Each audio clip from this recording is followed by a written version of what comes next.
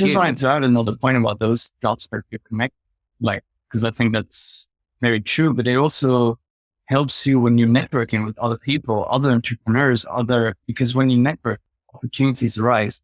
And if you are able to connect dots with other people, then that's how you build connections and, rapport. And I think that's also a huge part of business.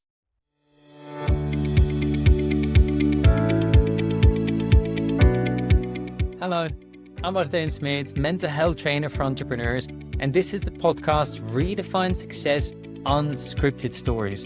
Podcast to inspire you to step away and let go of the societal pressure and norm of success, and to open up the conversation of mental and emotional well-being in between entrepreneurs. Let's dive into it. So Megan and Emil, I'm so excited to have you guys here. I think we first got connected, or me and Megan at least 2 years ago, when I was a guest speaker in a course from Tristan, someone who will be on in the podcast in the future as well. And, she was part of my community for a little while. We just stayed in touch because, at least from my opinion, I felt like we connected well on personal level and where our values lies and everything. And, Emil also being Belgium, I don't meet a lot of Belgians in the online world. So, that was a little bit of national pride for me as well. But, these two people are amazing entrepreneurs, in my opinion. I don't know much of their backstory, but I know they really locked themselves up for 2 years to go and create that life that they're looking for. They knew what they wanted. And now, since a few months or half a year almost, maybe, they're living in Bali and, they feel a lot more settled. And yeah, like even this all started with a jewelry business, and another business came along, and I just noticed and just heard that Megan is closing her jewelry business and fully focusing on the other one. So I'm very, very curious to hear, the whole story around that. But yeah, welcome. And I'm looking forward to this conversation. Thank you so much for having us. And it's quite nice to have Emil as a face as well, because usually he's just behind the scenes. Sure. So yeah, I'm going to be introducing him to my community a bit more as well. But yeah, and also some other podcasts on our side. But yeah, it's been quite the journey indeed. So I've been doing my jewelry business for 10 years. And then Emil and I met at the school where we used to work. And then that was about 6 years ago. Yeah, it was like 6 years ago. And then we ended up moving to Belgium. And like you said, he's originally from there, but hadn't lived there for like 20 years basically. And that's when we decided to set up the coaching business. So helping jewelers who want to start a jewelry business, turn it into an actual business. So guiding them through like the whole setup, growing it and scaling it. And yeah, Emil was definitely part of that whole journey.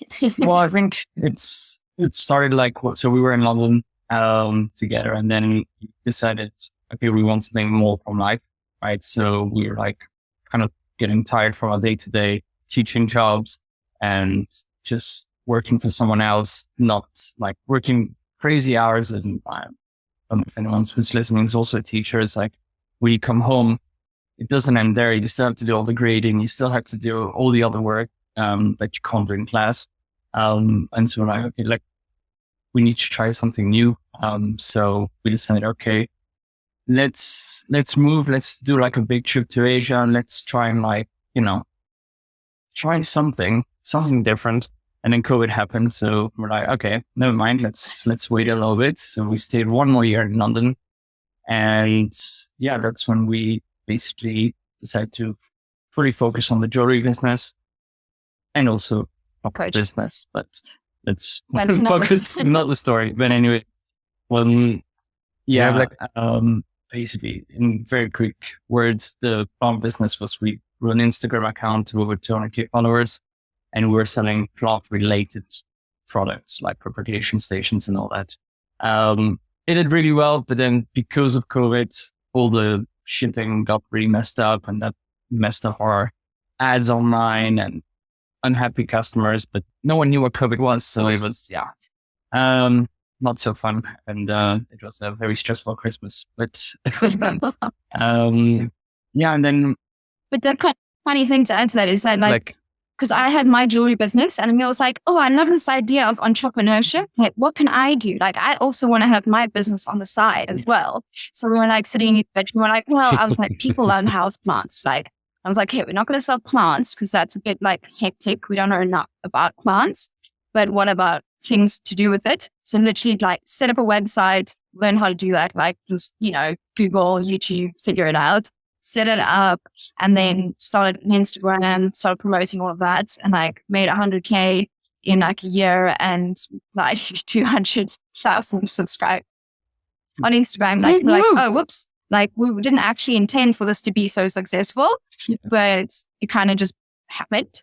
But then we were like, but it doesn't really like align with our values. And we didn't want to put our face on the brand because essentially it was still drop shipping from China. And like, that was just like an experiment really. Yeah. But it's funny because then even his mum and dad like kept saying to us like, why don't you guys revive plant potters? Why don't you revive plant potters? And we were like building the coaching business at the time. We were like, no. Yeah. Doesn't align with our values. Like, no, this is going to work. Like, are you sure? Like they were really worried about us because obviously they care and they want to know we were okay. And they saw that was doing well, but they just wanted us to like go for the secure option. But we just saw the potential with the coaching business. Yeah. Like you said. Which actually is good. I'm like, this.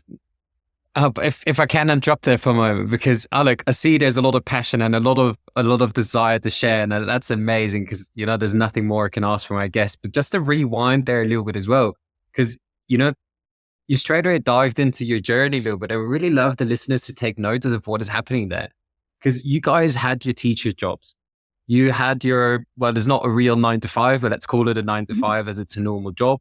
And you noticed too many hours wasn't good enough. I want more. That was kind of the underlying feeling. And it's not that what you're doing right now fell onto your lap.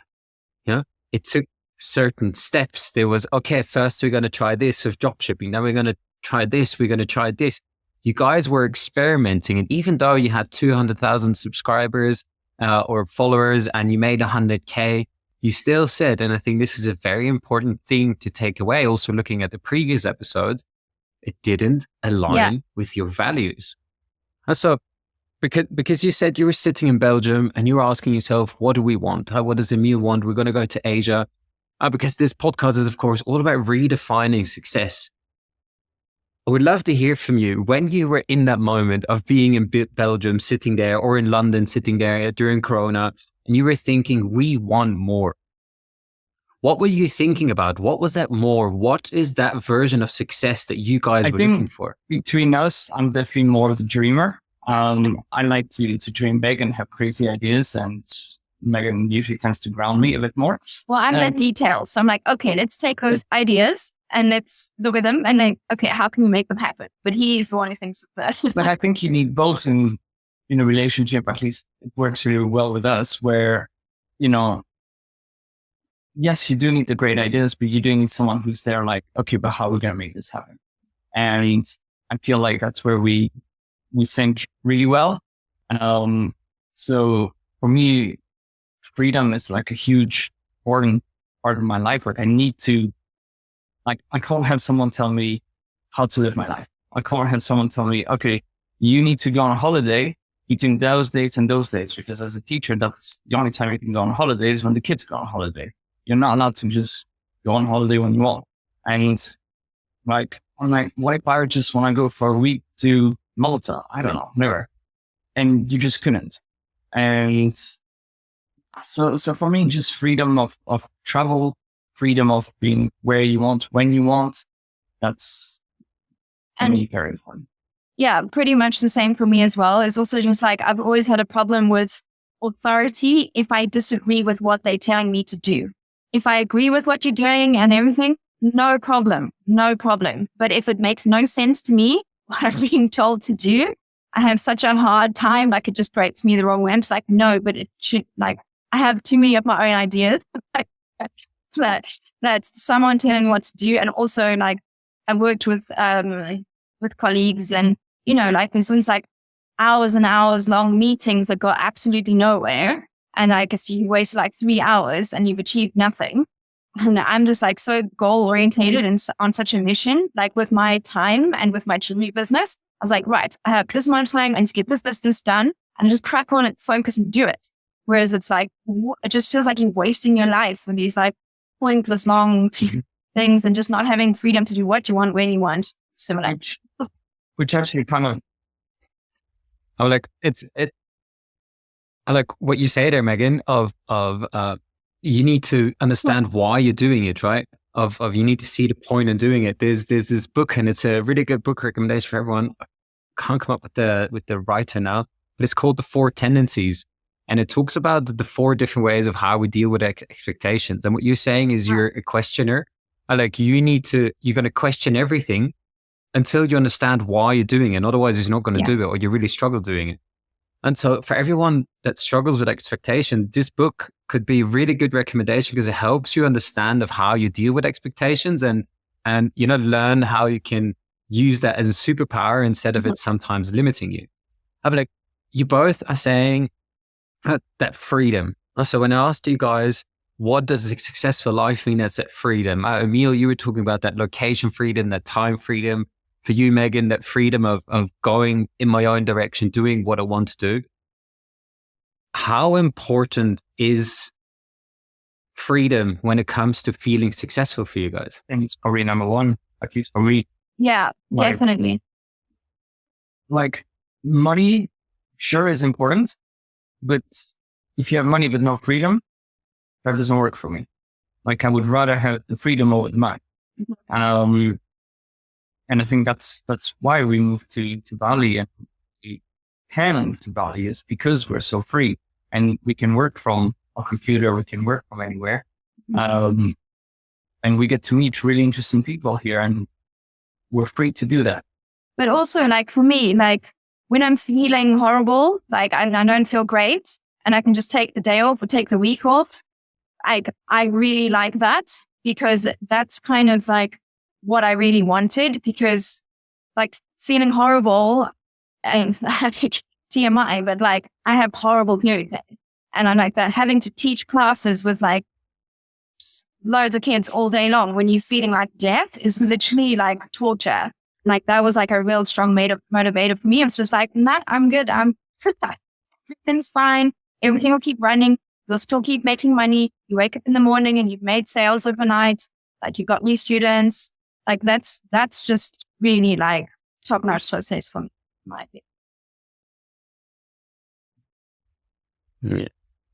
And I definitely align with that freedom, and like potentially we'll go into this episode of what that freedom truly means. We'll see if we can get there. But I'm curious to hear then for you guys, because you were saying, you had those teacher jobs, you wanted to go travel Asia, Corona happened, and now 6 years later, I think you said, now you're sitting in Bali, you have your apartment, you're actually moving there because you went there first just to get a feel for it. There's so many things happening there for you guys. What was like a very pivotal moment for you? Like one of the most impactful moments that helped you propel in this journey from being that teacher to where you guys are now? I think, well, maybe it's a bit later, but I think a big pivotal moment was when we realized that we could do everything ourselves. So that means not only, outsourcing things, but also being able to invest in education, invest in other courses, invest in, just generally invest. So whether that's in help or in education. And I think when that clicked for us, I think that was a huge pivotal point. I think that's the month where we went from making a few £1,000s to, I think it was 20K that month.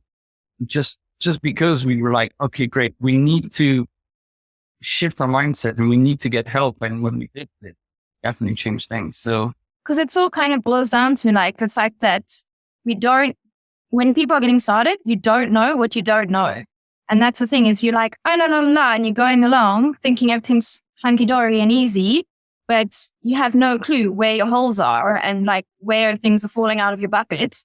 And you're like, you haven't got a clue. So that's where education is so important. So like we're always listening to podcasts, YouTube, as well as the paid content as well, like, courses and things like that. But just trying to listen to so many different people, and not only necessarily people who are doing what we're doing, because we are in quite a small niche, really. Like coaching or design is quite small, but like the whole like entrepreneurial world is really big. And there's so many people that are absolute experts that like, I just feel so blessed to be living in a time where I can go online and search for anything and listen to like Alex Hormozy talking for an hour about like building your business. And like, it's like you're in the room with these incredible people. And like, that's so inspiring. Like, I think we're at such an advantage now of having such great access to information, when it's really more about like filtering that information now, is what I'm always saying to people who think, should I invest in a course or not? You're paying that person who's like distilled all of the information overload and being like, this is what I've tried. I tried this, that didn't work. This is what worked. Here you go. So like, I highly respect that. And like, compared to Emil and his university experience, Yeah. that's completely different. Yeah, for me, university was just completely pointless. Like, it was just, how a lecture full of like 200 people, and the guy shows up, opens the book that he wrote and just starts reading. Like, really, I'm paying like £9,000 a year for this. Like, what is this?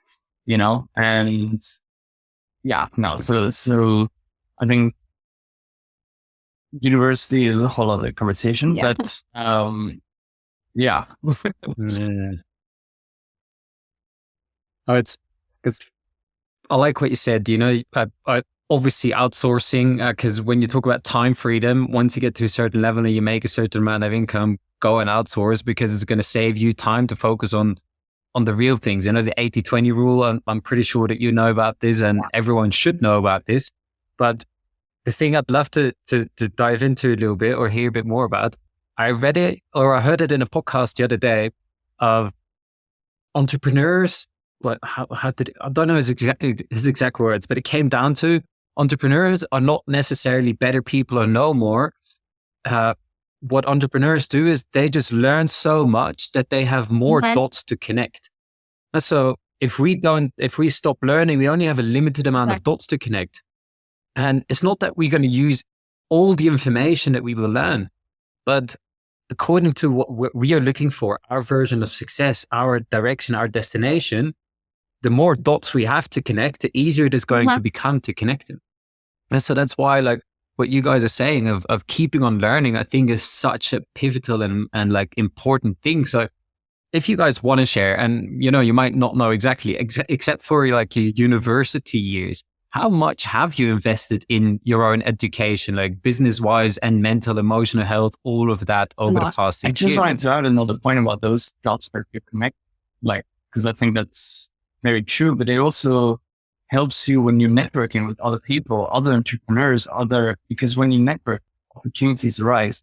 And if you are able to connect dots with other people, then that's how you build connections and, rapport. And I think that's also a huge part of business. And then you kind of also like have access to all of their dots that they have as well, because then you might have a conversation about a topic that you didn't know about that they know about. So it kind of like adds even more to that, which is great. And we often have this reflection when we just met someone really great and we're on the way home or something. And then we're just like, oh my God, that was so like amazing to meet this person. And like, look at all this opportunity that comes from it. So yeah, I think that's another very, very important part of, entrepreneurship, is being able to network and 100%. Yeah. Just if you see an opportunity, just jump for it. Like, you never know what's going to happen from it. But what was the original question mark? Well, Now, but I love the point that you're making. It's completely fine to divert, because they say it everywhere. Your network is your net worth.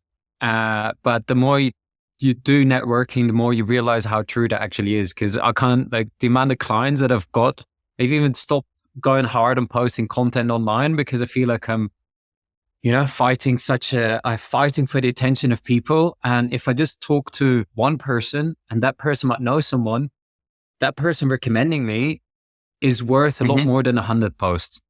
So that's where my focus is going, of talking to people instead of trying to pull people's attention in. And like there's different techniques. But yeah, no, I love that the point that you're making and that you really put some extra focus on that. So thank you. Like I'm still like, the question was actually, if you want to share, how there's no need to, of how much you would have invested in self-development, business development over the past 6 years. I think it was Alex who says it like this. Well, he invests in the S&P. The S&P 500. So like he invests everything that he earns, he invests in himself, at least when he was growing his business. Like, and I think we do the same thing where our bank account is probably not as high as people suspect. That's because we literally reinvest everything either into the business or into our education. At the moment, we're still at a point in our life where we don't really have big assets like houses here and there. No, that doesn't matter for us at the moment. Well, right now, we're still investing everything into our own knowledge, and we've taken courses in social media marketing, ads. Like, well, also because like time frame. So I started my jewelry business 10 years ago. We started coaching business 3 years ago. We got together 6 years ago. So it's well, like I would say we'd go from like 3 years ago when we went into the coaching rather than 10 years ago when I started with the jewelry business, because that's like a whole lot. But also depends, like invested in with money or invested in time, because like you invest anyway. So time wise, like years, like literally head down.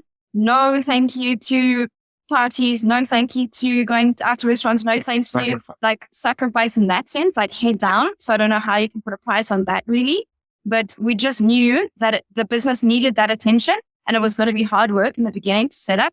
But look, now we happily sitting here in Bali and our vision that we had is literally now. So that money, like time is like endless. Yeah. But then in terms of courses, like, didn't we add it up a while ago? I think we're well into the 5, closing in on 6 figures in terms of investment made into like memberships, courses and whatnot. Yeah. We've done loads. Yeah. But that's the thing is like the way that we look at it is like when you start to know what you don't know, then you got to fill those information gaps. So like those knowledge gaps. Then you're like, okay, I definitely feel like completely out of my depth on this topic. Like Facebook ads, like you can't just wake up one day and know how to do it. So we bought a course, like learning how to do that. It's like there's certain things where you just like, I just need someone to like save me time and actually speed this up, because that time, that money you spend to save that time actually saves you in the long run, because otherwise you're going to make so many mistakes. And like we've also wasted a lot of money on making mistakes with hiring plenty agencies over the years who are awful. And one thing we've learned about agencies is that they charge you a lot and they actually hire like the lowest possible person to do the job so that the agency has the most amount of profit and your job is awful. So like we just got better and better and we're just like, no, that's not good enough. No, that's not good enough. So we just kept like, trying, but then just realizing that they can't do it to the standard we want it to be. So then we just hired up our own team, like internally rather. So we're like, right, you're great at this, you can do this, right? You're great at this. Well, I think a good example of this is the whole Facebook ads thing, right? So first we started with, okay, let's do a course on learning how to run ads. And then we went with an agency. The agency didn't do such a great job. We lost money. And then we tried another agency, kept losing money. Then we're like, okay, tried it ourselves. Works, but we're not experts. We need to control the entire part of the business. And then we finally managed to make a decision. All right, we're going to hire someone in-house to do the ads for us. And that was the best decision we made. And we started working with her in probably a year and a half soon. Yeah. That she's in business with us. Yeah. And I think from everything that you're saying, something really, really important to take away as well, what I've also seen in my own business and with every, in my eyes, successful person that I talk to has gone through this. You've invested well over 5, almost into the 6 figures. And, you also lost a lot of, not lost a lot of money, Yeah. you can't say lost money, but invested without getting a direct return on investment, because we need to take chances as entrepreneurs, right? We need to try things and be okay with it if they fail. Because this wasn't your first idea to do this jewelry coaching business. You went, you talked about it before, the drop shipping, the planting, this, that. Now you're stopping your jewelry business because you feel this is what you're most aligned with. Yeah, right? I think it's definitely where we're more aligned, but it's also, again, coming back to Alex Hormozi, because we do listen to a lot of his videos and very honestly, they basically did a video about, trying to run two businesses and instead focusing all your efforts and energy on one. And it came to a point where we were naturally spending more time on the coaching business because that's also something we enjoyed more. And it came to a fact that I think, we can probably say this better than me, but you were just getting a bit tired of the repetitive nature of the jewelry business. Yeah, like it's 10 years and like it's pretty much the same. Like once you know how to do it, it's like the same. And also it's quite like a solitary thing. Like you're alone into bench making, you're alone, doing most of the things the whole time. And I'm a really social person. And so obviously before I used to do all of the jewelry markets in person, and, I used to have much more of an personal interaction.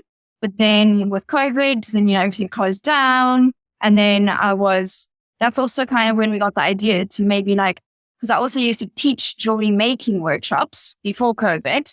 But then I was like, well, actually people need help with the business side more than they actually need help with the making.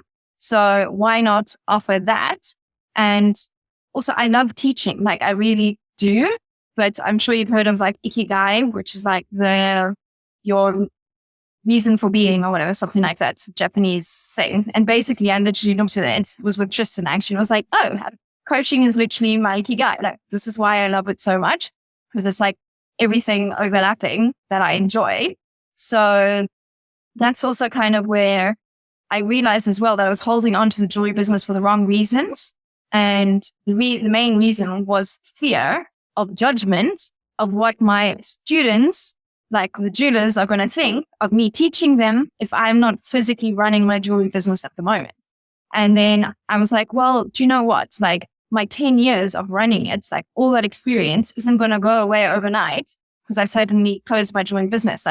Finding your foundations, identifying your target audience, your USP, doing your branding, that's just universal principles about running a business. Those aren't going anywhere. And then in terms of the social media and the marketing, we're fully immersed in that anyway. So we know what's up and relevant and happening now with the coaching business. So it's all intertwined in that way.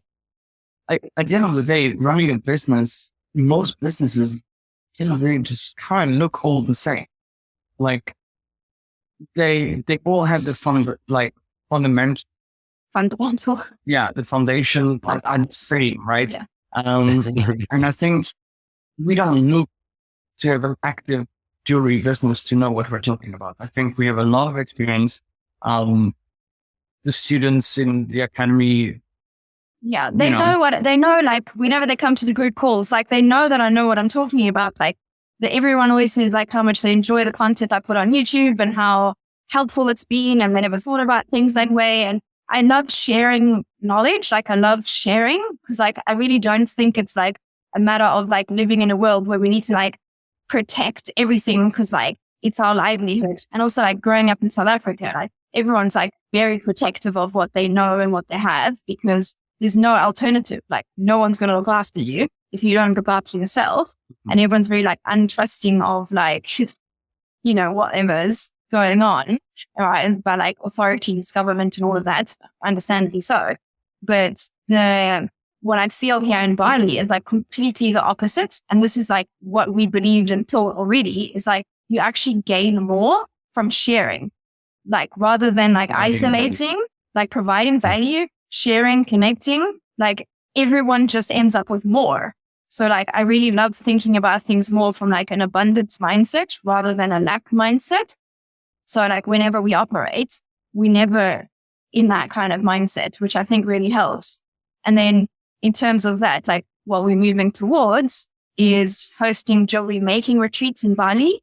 And like, we're so excited about that instead of like running a jewelry business remotely, which, you know, like I have with the jewelry manufactured now, like in the last couple of years, because I can't run a jewelry business and make and promote that. It's too much.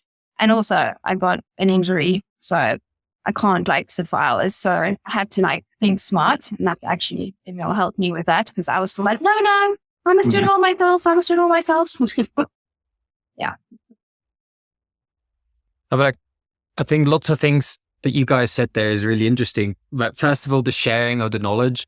Like, we're never going to be as smart as 10 other people, even if they're lower level entrepreneurs or they're a few steps back. We are not smarter than 10 of them together.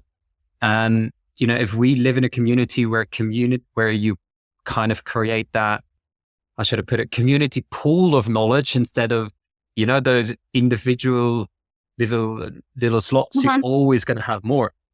I'd also love to dive a little bit deeper into that personal side of things, of being an entrepreneur, of what it means to be successful. Because of course, when people look at an entrepreneur from the outside and they try to judge if that person, that business, the business owners are successful, they're going to look at their how they look on the like online, you know, in the online world. Do they have followers? And does it look like they're having money? Even if they're not actually really making money, if it looks like they're making money online, people look at them as they are successful, right? But then, because you also talked about Ikigai, and I find it funny that you bring that up, because not funny in a bad way, but because I was on a conference in Bulgaria for digital nomads a month ago, I think. And there was a workshop from an Ikigai coach, and it was a Japanese guy that I was talking to, like on the way there. And he's like, yeah, it's just a Japanese word. And then I come here and there's a whole workshop around a standard Japanese word. He didn't even see it as something special. It's like a book is a word to us. Ikigai is a word to them. So it's so cool to see that difference in culture as well. But it's a little bit like you say of I can't remember the words that you used, but you know, that what makes you feel fulfilled, that what makes you feel happy. And a very important thing that I want to say with that, doesn't have to be your career. It doesn't have to be your job. It can be something completely out of that. And, you know, I know people that, for example, don't want to be an entrepreneur because it comes with lots of responsibility and lots of, you know, discipline. They're happy having a normal job, but outside of that normal job, they have lots of things that are, or multiple things that are their ikigai that really fulfills them and fills them up. I'd be like, of course, we wouldn't be having this conversation if we both would feel that way. Like, we both want to create our own way of freedom. But I know from my own journey, from all the clients that I worked with, from all the people that I talked to about these topics, building not just your business, but stepping out of that societal idea of what success means. And then, you know, when I coming from Belgium, that is having a 9-to-5 and then buying a house, having a wife, 2 children and a dog. If you have that, you're successful. It can't get any better than that. So you guys, whatever your background was with that or what success meant for you guys, getting to where you are today, you also had to step out of society a little bit, in the sense of like what they wanted to see from you, what potentially your parents thought, your family thought. I know stepping out of that, finding yourself, and then actually accelerating and self-actualizing yourself, it comes with mental and emotional challenges. It's not an easy journey. You know, I met you, Megan, the first time in a course from Tristan, who I know coaches on, you know, lots of these challenges. So I'm also curious to hear that side of the story of what were some of the biggest challenges that you went through in this journey when it comes to mental and emotional I love that aspect, challenges. to be honest. Like, I could talk to the cows come home about that, because literally so linked to your success. Like, the way that I always think about it is like, your business can't outgrow your mindset. So like, if you think you're capable of this, you'll only ever get to this. But until you like expand your mindset, then you can expand your business. But you can't be like thinking like, you know, spending like 20 pounds on Facebook ads is like so much money. And then you're like there writing affirmations saying, I want to be a millionaire. And it's like, well, Like it's disjointed. So like you kind of have to like incrementally increase your mindset along so many different levels. Like we've discussed this like multiple times. And like the way that we think about it is like when you throw a rock into water and it makes the ripples. So it's like your mindset, you can only see and experience that first little ripple until you're like, oh, something else happens and triggers something, and then you shift something in you. And it's such a huge personal growth, developmental experience building something, and you have to be so open. Yeah. I was just thinking, because you were talking about, what the ideal success looks like for a lot of people, like, the house, the family, the kids, dog. But I think it's so important to be able to sit down and be like, what do I personally, not, exclude Megan, exclude anyone else, just you yourself, what do you want for your life, And when you can figure that out, then you can work backwards and you can be like, okay, so, you want a private jet, whatever, right? How are you going to get there? Okay, well, you're going to need a few $1 million in the bank account to be able to afford it. So, how are you going to get there? And that's the point where you can then start to look at success, because for me, success is being able to achieve my goal. And my goal changes all the time. Like for us, for a very long time, and this was our goal. Being in Bali, having our own villa, swimming pool, like was our goal. And now our goals are changing and they're getting more and more ambitious and more crazy, and that's fine. And we get fine, it's great. but she's been laughing like this for 6 years, where, I was always like, our goal is to go for a 6-month trip in Asia. And she thought, you're crazy. But that's also like, I think the reason for that is also like, I feel like I come from a much more like a very different background, where like we grew up pretty like minimal, with like nothing, like brown rice and lentils with salad, and I never went anywhere, never have any clothes, like pretty like modest lifestyle. Like my mom still has pretty much everything that she had when I was growing up. And like, I even just felt guilty, and I still struggle with this. This is something I kind of work with Tristan on, is like feeling guilty for even wanting to have more than I already have, because I feel like I should just be grateful that I'm not poverty stricken, that I'm not like struggling. I've got food, I've got a roof over my head. Like, why do I want more? But then coming to terms with like the idea of that it's okay to want more, and the fear of judgment of all the people I grew up with, thinking like, money's so evil, like, like very negative money mindset ideas. So like, I felt like my whole community of friends was going to judge me for even mentioning that I want like to go and live in Bali in a villa. And like, even now I still struggle sometimes to say like, I live in a villa. That's what everyone calls it here. And yet have a swimming pool outside the door. And yeah, like I think I really struggled a lot. Whereas, yeah. I have like a quick question on that. Can you be grateful for what you have? So that's where I'm at now. Yeah. But also, on the flip side, exactly.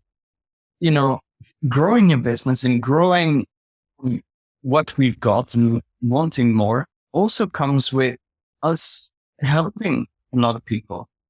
Like, not only are we, employing people, so we're giving people jobs, we're helping a bunch of jewelers to like achieve their goals and their businesses. So I feel like we're also doing a whole lot in return, because I feel like if you give value and if you provide value, you will receive value back in return in one form or another. And I feel like that's so important. And so, yes, we want more, but if we're going to get more, we're going to need to provide more. And the thing is, I always think the more you have, the more the ability you have to give. Yeah. So the more good we want to do in the world, the more we have to give as well. And, in my opinion, obviously being a mental health trainer, one of the most important gifts I can give someone is getting their head screwed on straight, or, like helping them deal with their internal demons, helping them deal, like get that mindset that you were talking, mindset, heart set, emotional stability, all of these things.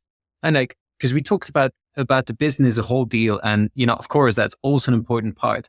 But like you were saying mindset, you were saying as well, Emil, of finding what that way of success is. What for you guys is mindset? And what is the kind of work that you are constantly doing to keep on elevating your mindset so that you can keep on elevating your business? Because you said they can't exist without each other. You have to do one and the other. So what is the work that you guys are constantly doing? It's always just being open to new things. I think where you stop growing is where you go, I've always done this, and you don't question it. And you just keep on doing the same thing you've always done, but you can't get different results if you keep doing the same thing. So like if you've always had beliefs about like, oh no, money's evil, like good luck growing a business. Like you have to address those limiting beliefs, and they will keep popping up like constantly. Like you'll work through one, and then it's like, oh, there's another one. And then like you kind of go through life and you think you've dealt with it. And then you get chucked another scenario to like shake you and be like, are you sure? Are you sure you still believe that? Is that true to you? And I think that also just like reflecting on everything and questioning everything in a sense that like, oh, that disturbed me, or oh, that made me feel uncomfortable. Why? Oh, why does that bother me? And I think we're very good at like just like discussing it, because like you'll have like an interaction with somebody, or there'll be a comment on YouTube or whatever it is. And you're like, why does that one bother me? Like, you know, there's something there. So always, instead of just getting annoyed by the things, just look at those as like invitations to explore something that you need to work through. And like for me, like falling off the scooter in Thailand, when we were in Thailand before, shook my confidence to no end. And I really had to like process that. And it wasn't just falling off. Like there was a whole set of other like issues that I had to like work through, which filter into the business in a weird sort of way without going into the whole details. But like wherever there's a little something, be curious rather than resistant to it. And I think like that's such a key. But I think kind of dive a little bit where you have your comfort zone. And I think after the fall, Megan really fell back into her comfort zone. And, you know, the point about being an entrepreneur is being able to step out of their comfort zone all the time. And she was really, really struggling for a few months to take a step outside that comfort zone. Just getting back on the scooter was like a mission. Like I didn't want to go further than like 8 minutes was like my maximum. Like I would go on the scooter. I was just like, anyway, further than that, no. Like even if there's something cool happening and it's like 20 minutes away, no. Like I just could not get myself to like do that. But I realized I had to have a little chat with Tristan about it. Like, why is this like, what's going on? Yeah. I was like, oh, interesting. And like now I've been practicing to write it myself. So it's rather than like letting it just control me and stop me from whatever that thing is, like assess it and then like deal with it, like move through it. Because what are we if we're not growing constantly? Like I feel like dead inside if I'm not constantly learning or having insights and having things change. Like I feel like that's being human, and that's like what's fun about it. Yeah, most definitely. And because that comfort zone, it's a term that is thrown out everywhere. Just want to make sure that everyone realizes your comfort zone doesn't always have to be comfortable. It's just what you're used to. No? It's just what you're used to. That's all it is. And like what I always love to say is definitely as an entrepreneur, like you said, because it's important that we constantly keep expanding, because growing means stepping out of your comfort zone. But also if we step too far out of our comfort zone at once, it can be very scary and it can scare us off to go further. So I always like to think about having 1 foot outside of the comfort zone and 1 foot in it. So you know that you can kind of feel of what you need. Maybe you need a little bit more comfort, go back, but don't go in too far. Like, always stay on that edge. But like something that you guys are saying as well, and what I think for myself in the journey I've been on much longer than that, but since I've really been working on myself, like 6 years or so, one of my most powerful tools is reflection, self-reflection. And you guys keep on saying that as well. Be curious, ask yourself. And Megan, you just talked about that when it comes to the internal part, but you, Emil, you also talked about it in the business part of, what can we do? Like, look at it, look at where it's going wrong, and then reflect and find the right solutions. So I have my own reflection tools. I like over the past few episodes, a few really cool ones have been shared as well. Like for me, it's journaling or like going for a walk with Nina and asking myself a question and just really dive deep into that question in my own mind, because I love thinking, I love spending time in my own head. What are some of the tools that you guys are using? And like, feel free to share, and also the internal part, but also feel free to share about the business part to help you constantly reflect, grow, and improve. I think we're both very, very good at communicating to each other about how we feel and how we feel. I think that's so important. And we always joke about how we should start podcast called Pillow Talks, because that's when we have our best conversations, is when we're supposed to be going to sleep. It's like 12 at night. Yeah. Why do we have conversations? And I know that feeling. and I think those are important because you don't only talk about, business, obviously. And I think that's where you align and you understand each other better and you understand, I think communication. And I think like tool per se, like I personally don't journal or but I think environment also changes the type of conversation you have. So usually when we go for walks, we have to often like process things or like come up with ideas for the business, like new direction or like clarify things. Like it's nice to like change the scenery, and that kind of like helps in terms of just like reflecting, like you're saying. Like I think that's such an important tool, 100%. And obviously at night, like, when we have our chats, not every night, but when they happen. But I think also just like, for me, I do like journaling and just like writing things down, because I just like stream of consciousness, just like blah, blah, blah, and see what comes out. And I'm like, oh, interesting. I hadn't thought of it that way. Like sometimes that really helps me, but like what works for me doesn't work for me. Like I'm definitely more like open to more woo-woo things, shall we say. And Emil's like more like matter of fact, literal, straight to the point. But I think like we definitely do overlap. And I think like the principles that I believe in, you believe in, but when you explain it in a different way, like it's hard to explain, but like, so those type of things work for me more. But then also just actually doing things really like makes me like relieve stress. So like having a to-do list and then just being like, right, we're going to do this. So you kind of like feel focused and you feel like you know what you're working towards. Because otherwise I think it's easy to get quite scanted and feel like you're not making progress, you're not seeing anything, you're not going anywhere. So over the years, what that like list looks like has been like on many different apps or platforms and post-it notes with like different colors and to do, doing, done. And like, I quite like that one for a while because you can visibly see then all of your done ones full. And you're like, I actually have done stuff. Like it feels good to then be like, whoa, okay, I've actually seen that I've been making progress. But I think it's also managing. It's also managing this to-do list because there are periods in our life where that to-do list is insanely huge and we both feel very overwhelmed. Especially like, so just recently launched the Instagram course for jewelers.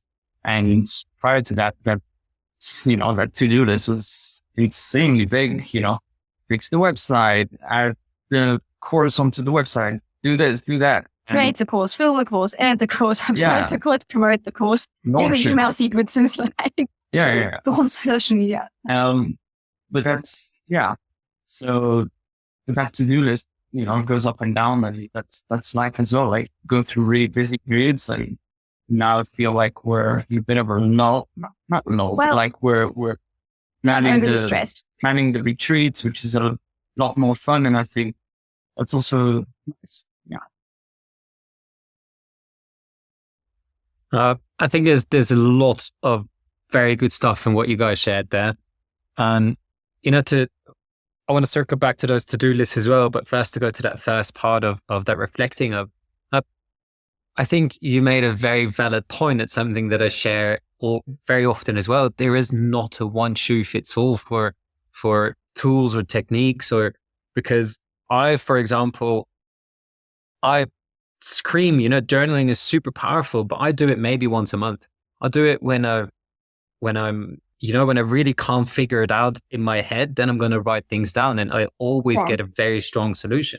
But I think that the magic word in here is like, when you have that pillow talk, like you described it, you are having a conscious conversation. You're asking yourself, well, why are we feeling this? What is going on here? I don't know that about you, Emil, but I've very much relate to you that's how I've been raised, very rational, like logical thinking. But you are thinking consciously, not subconsciously. You're not letting every thought, or at least that's for me, every thought flow in my mind. I'm consciously thinking about something, and I'm not letting that thought go until I have a certain solution or something I which can do can about also sometimes come across as very stubborn, because it's like, I don't know, no, but I think so. Oftentimes, we can feel overwhelmed, and I think Megan can sometimes get in a very stressed state. And I think what I'm very good at is being like, okay, let's write it down. And I guess that's a form of journaling, right? So let's write down all the things that you're currently worried about. And then we always had kind of this joke, like, okay, can you do anything about it? Like, okay, I'm worried it's going to rain, during the retreat. That's an example, right? Can you do anything about it? No. Okay, so don't worry about it. Like 80% of the things you worry about never even occur. So it's like, and I think that's the thing, is like, depends what types of things you worry about, because then worry can be all consuming and like take up so much of your energy and brain power that you can't even focus and get anything done. But that's why I find it really helpful when he does that with me. And it's in a very kind and supportive way. Like, I feel like, yes, thanks. Please just give me some structure right now. Because I'm details focused. I need to be like, okay, I'm focusing on this thing. Right, let's do it. But when I'm like, this, it's like, he's okay with this. He lives in that world. Whereas I'm like, okay, this is my world. Yeah. So then it's like, okay, we can do this.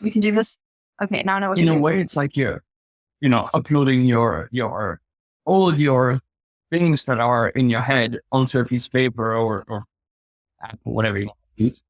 And then you're like, okay, I think actually when you finish writing this whole list and the things that you can actually do something about, you usually only have like 3 or 4 things that actually need to be done.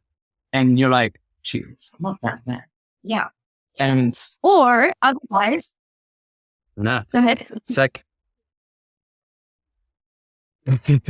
it's, when you guys are saying that, it reminds me, I think I saw this the first time when I was 16, but I don't think I'll ever forget it because it's so simple. It's so true. I've never been big of a worrier, but I've explained this to so many people. It's like, when it comes to that worry, what are you worrying about? And then, how is it? Exactly. Can you do something? Can you do something about it? No. Stop worrying about it. Yeah. Can you do something about it? Yes. Yeah. Well, why are you worrying about That's it? literally it's very simple. That. But it's what Emil does. Yeah. So that's why it reminded me of that. But like what you're doing, Emil, is definitely, I would see it as journaling. And you just said woo woo. I think we should throw woo woo in the bin because it's absolutely ridiculous because it's just a different way of thinking, isn't it? Emil is very practical. You are maybe a bit more philosophical, a bit more spiritual in that sense of how you think and feel into things. And that's okay because we're different. Everyone has to be the same. And because I'm sure that Emil goes through certain things where you have the tools to help Emil as well. It's always that balance. That's where the communication again comes in really handy where, and also I like throwing this word ego into the mix because when you're running a business, especially as partners, you need to throw your ego out the door. Like if she's right, she's right. And that's fine. I'm like, fine. Well done. Or the other way around. It's so important to, just respect each other and be like, right, your idea is great. I think my idea is great.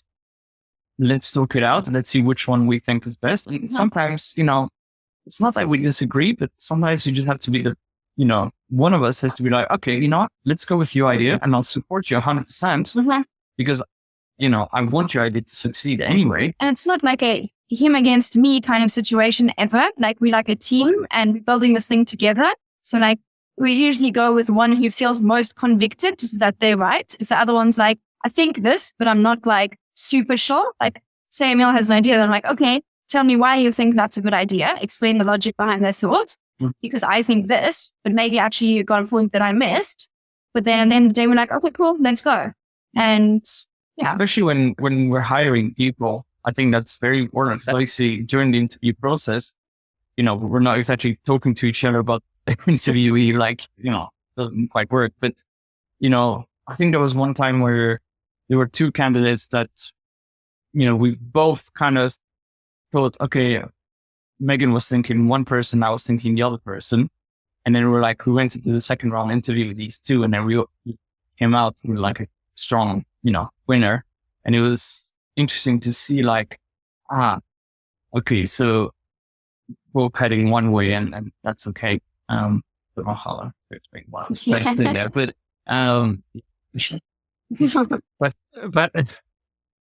I think this is one of the most powerful tools people can learn in the world if they want to succeed in the world socially at least, but you need your socials everywhere. We just talked about it. Your network is your net worth. Conscious communication of not trying to be right, because if you want to be right, it means the other person has to be wrong. The other person has to lose. And that's never the right solution. And for whoever is listening, this is for business partnerships, for client, client, business owner relationships, but also very much romantic relationships.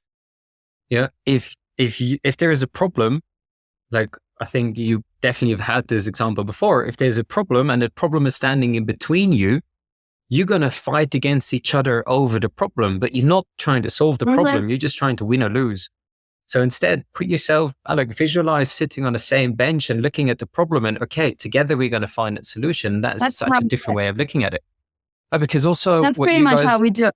It never feels, we don't argue because we know it's just this thing. So usually when something comes up, it's because that triggers something in the person. So then it's understanding why you got triggered by that thing and then supporting them and kind of reassuring them rather than being no, you're wrong, or, you're getting into a shouting competition. That's never gets you anywhere. Yeah. But again, that question of reflection, why is this triggering me? Not, this is triggering me and I'm going to react on it. Exactly. No, why is this triggering me? And you do that between you do that within your business, you do that on, and I'm a very, very strong believer that it's your combined power and your conscious communication between each other and your relationship with your business. That is your formula for success. Entrepreneurial success in your business, but also in personal life. I would say after, talking to you guys for almost an hour now. It's funny because obviously we do have a lot of conversations with other couples, and many times people tell us, I don't know how you guys do it. How are you not fighting all the time? You work together, you live together. Yeah. We did COVID in a van together. We don't, we're on the same team. It's just at the end of the day. And I feel like the people who tell us that they couldn't do it is because they probably, like you explained, would put the business in the center and they're both on the other side. And the business would be like a fighting ground. Yeah. And I feel like if they can get to on the same side, look at businesses like a joint, a shared goal. Yeah. If it is. You see. Yes, but as a side note, yes, because I had a business partner, we split, and it's not because we were fighting over something. It's also important to reflect and be honest with yourself. Are we still aiming to go in the same direction? Is our goal still the same? Because of course, if those two aren't aligned, it's going to be very difficult to find common ground, because, if one wants to go left and you want to go right, because your goal isn't, it's going to be difficult. But we're slowly coming up to an hour, so let's slowly round this off. Because this podcast is, of course, about redefining success. In the beginning, I asked you guys, what is your version of success? You talked a lot about freedom. And that is, of course, for you personally. And this is a question that I love asking people. If you would have to write a textbook definition for success, what would that be for you guys? And feel free to both answer separately. Yeah. Textbook. The ability to choose to do things that make you happy, or the ability to do things, I guess that just ends up being freedom, doesn't it? Hang on, living in, hang on, let me just think it through a little bit. Let's go into it. Well, what is success? I know it's always putting people on the spot a little bit. Success in business or success in general? Because I'm kind of jumping between the two now. Success in general in life. The ability to live life on your own terms. Yeah, it's kind of going towards something like that too.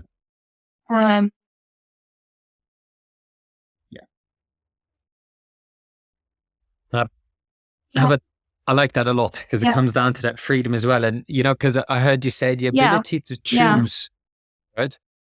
And one side note I'd love to add to that, because we talked about that business of time freedom, location freedom, and doing what you want to do, understand, only do things that you feel purposeful about.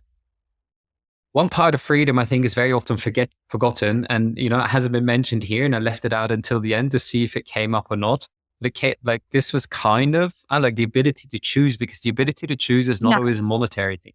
It's also, an internal thing of, I have these two options, but like you said before, of closing your jewelry business, but then there's going to be all that judgment.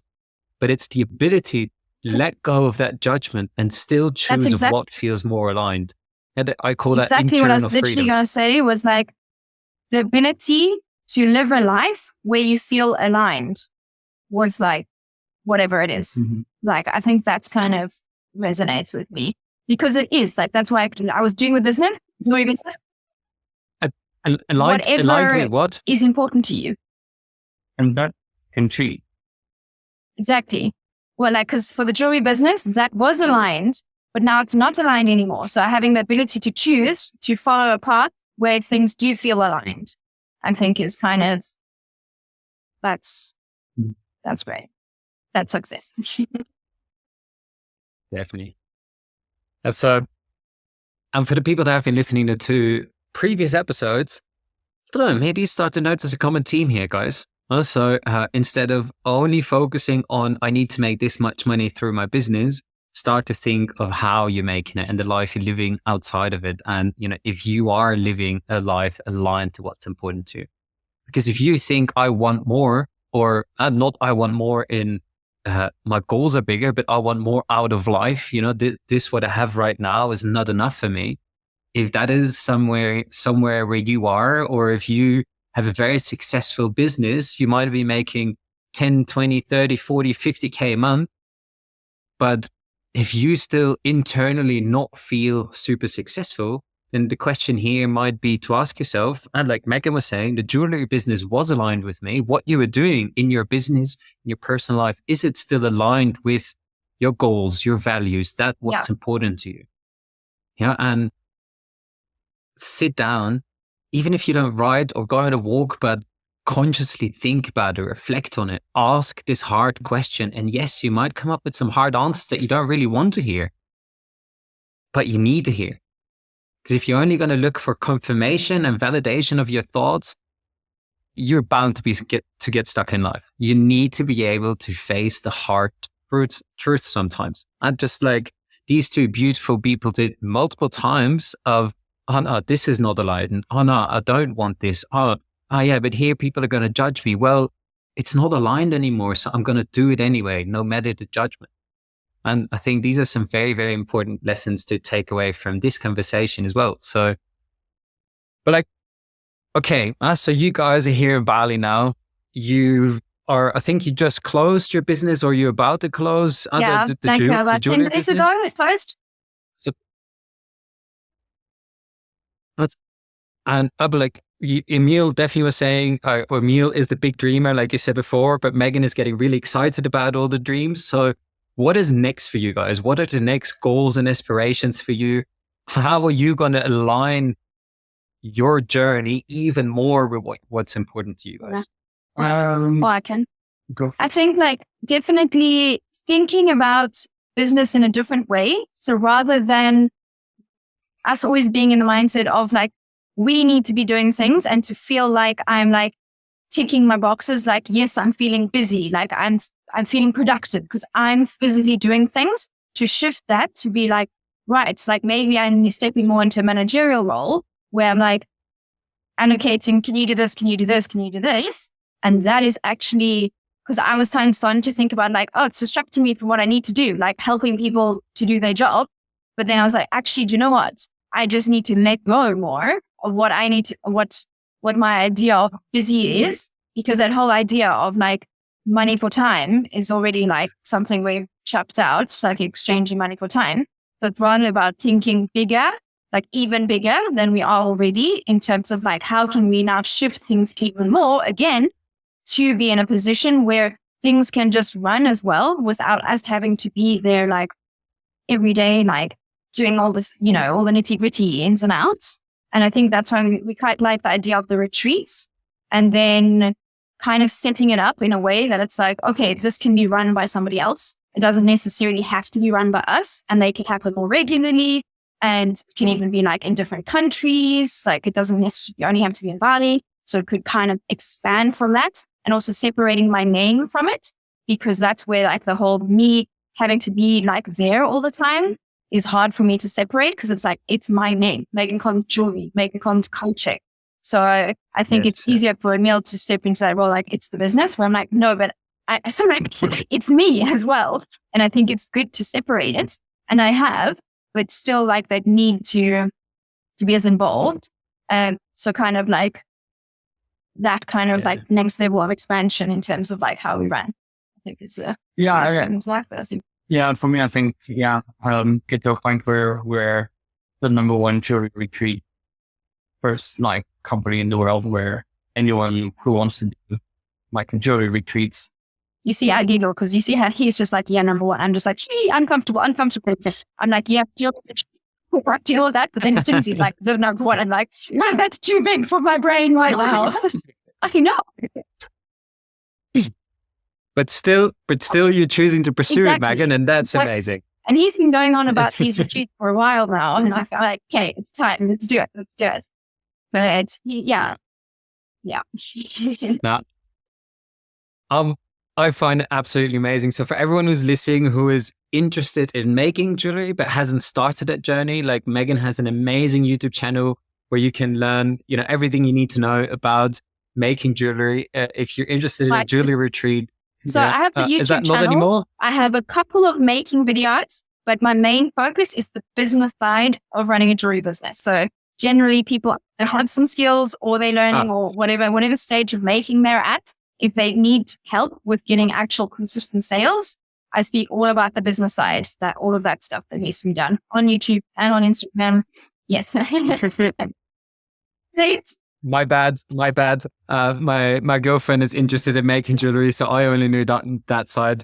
I'll go to her YouTube channel if you are anything in jewelry and growing a business in any way. Follow these guys, because look where they are now. They've created, I don't want to say an imperium because it might, because I don't know exactly where you guys are at, but you're definitely, on a very good track. And well, you've created your successful life that you envisioned a while ago, and now it's on to that next step, right? So feel free to take a moment if you want to talk about your retreat. I don't know if there's any specifics where people can find you, like, take the space to market yourself a little bit. So obviously YouTube, as you mentioned, so Megan Collins Jewelry on YouTube, and then Megan Collins Coaching is the website. So there you'll see under the different courses, like all the different offers, whether it's the new course we just launched, the Insta Gold it's called, with strategies specifically for jewelers to grow their business and actually make sales. And then there's like a pricing guide, a couple of other resources on there as well. And then the retreat is also on the website. So there's a register your interest with some information. I literally just updated the page before the call. More information will be coming about the retreat as we kind of know, but there's a survey basically. So we can kind of get more responses to kind of see how long people want it to be, how much business, how much making, and all of that. So that's very helpful if people are interested and they want to fill that in. Yeah. I think dates will be coming out pretty soon as well for the first retreat. Yeah. Early next year. Sometime. Yes. Okay. Well, that's amazing. All the links will definitely be in the description of this podcast. So, everyone go and check them out there. Give them a like on YouTube because they are amazing. They have a beautiful energy. And I'm so grateful for having had this conversation and also learning a little bit more about you guys, where you started, where you are now, and definitely where your goals are so much in the future. Such a pleasure. I love having these conversations, and I just love these topics of just business and success and how it all looks. So thank you for also making this podcast, and I look forward to listening to the other ones as well. So thank you for having us.